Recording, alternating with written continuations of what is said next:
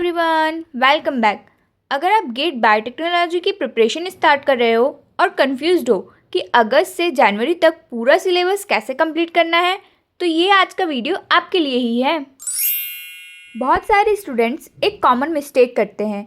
Starting के 4-5 महीने seriously नहीं पढ़ते और लास्ट के 1-2 मंथ्स में पूरा सिलेबस कंप्लीट करने की कोशिश करते हैं, जिसके कारण ना उनका सिलेबस कंप्लीट होता है, ना रिवीजन होता है और एग्ज़ाम टाइम में कॉन्फिडेंस भी कम हो जाता है। इसलिए आज मैं आपके साथ एक practical month wise strategy share करने वाली हूँ।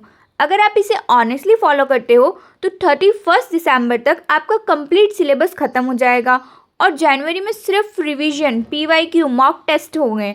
और बिलीव मी, ये स्ट्रैटेजी आपको एग्ज़ाम में बहुत ज़्यादा हाई रैंक दिलवाने में भी हेल्प करेगी। प्रिपरेशन की स्टार्टिंग एक स्ट्रॉन्ग फाउंडेशन से होनी चाहिए, इसलिए अगस्त में biomolecule, cell biology, molecular biology और जेनेटिक्स को कवर करो। हर वीक में एक यूनिट। साथ ही इंजीनियरिंग मैथमेटिक्स को भी रोज़ टाइम दो। रोज़ 1 घंटा इंजीनियरिंग मैथमेटिक्स के लिए और आधा घंटा जनरल एप्टीट्यूड के लिए, क्योंकि इन्हें बिल्कुल इग्नोर नहीं कर सकते हैं। डेली अगर थोड़ा थोड़ा भी इन दोनों सब्जेक्ट्स को पढ़ोगे तो लास्ट में प्रेशर नहीं होगा। और हर संडे के लिए एक रूल फॉलो करना, पूरे वीक का रिवीजन और जितने भी टॉपिक्स कंप्लीट हुए हैं उनके PYQ सॉल्व करो। अब बात करते हैं सितंबर की।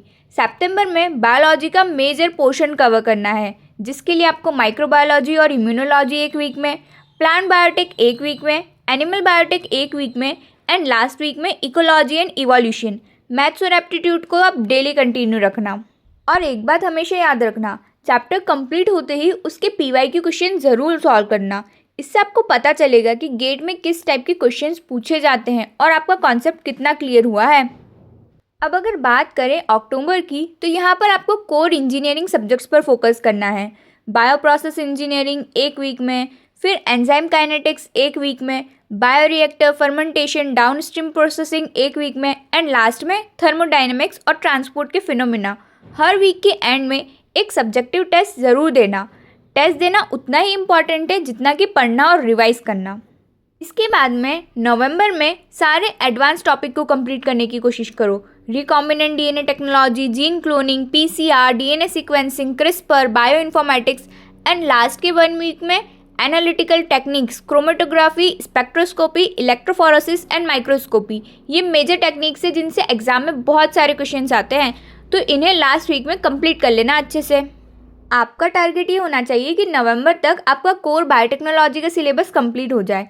और बहुत सारे स्टूडेंट्स क्या करते हैं, रिवीजन स्टार्ट कर देते हैं दिसंबर में, लेकिन अगर सिलेबस कंप्लीट नहीं हुआ है तो रिवीजन का कोई फ़ायदा नहीं है। इसलिए दिसंबर का पूरा मंथ सिर्फ रिमेनिंग सिलेबस को कंप्लीट करने के लिए रखो। अगर कोई भी बायोटेक्नोलॉजी का टॉपिक पेंडिंग है तो इसी मंथ में कंप्लीट करो। साथ में इंजीनियरिंग मैथमेटिक्स और जनरल एप्टीट्यूड के भी सारे टॉपिक्स इस मंथ तक कंप्लीट हो जाने चाहिए। उसके साथ में दिसंबर में चैप्टर वाइज टेस्ट दो, शॉर्ट नोट्स बनाओ, फार्मूला शीट रेडी करो। टारगेट सिर्फ एक होना चाहिए, 31 दिसंबर तक 100% सिलेबस कंप्लीट हो जाना चाहिए आपका।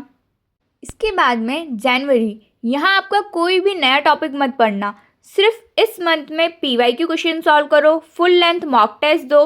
हर मॉक टेस्ट के बाद में एरर एनालिसिस करो, रिविजन करो। 1 बार नहीं 3 बार रिविजन करो। वीक टॉपिक्स को इम्प्रूव करो, फॉर्मूला शीट और शॉर्ट नोट्स को रिवाइज करो। जनवरी का पर्पस सिर्फ एक्यूरेसी, स्पीड और कॉन्फिडेंस इंक्रीज करना होना चाहिए।